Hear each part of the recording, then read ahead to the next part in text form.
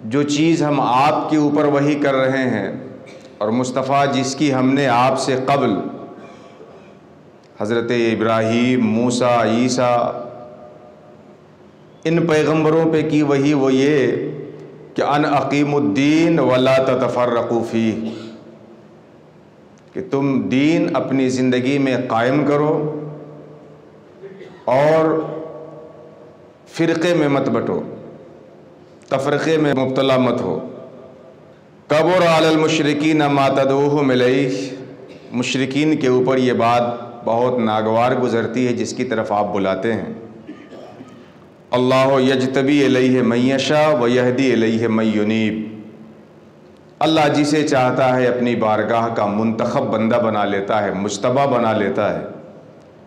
اور جو اللہ کی طرف رجوع ہو اللہ اسے اپنی راہ کی ہدایت عطا فرما دیتا ہے۔ بڑی جامع ترین آیت ہے۔ اس آیت سے جو چیز اس وقت آپ کو لینے کی اور ہمیں سمجھنے کی ہے وہ یہ کہ اللہ نے ہمارے نبی پہ وحی فرما کر ہم سب لوگوں کو اس کا ذمہ دار بنایا، اور سابق انبیاء کرام کے اوپر بھی یہ بات اس نے نازل کی کہ تم اپنی زندگی میں دین قائم کرو، اقیموا الدین، دین قائم کرو، ولا تتفرقوا فیہ، اور تفرقے میں مت پڑو، بٹوارے میں مت الجھو۔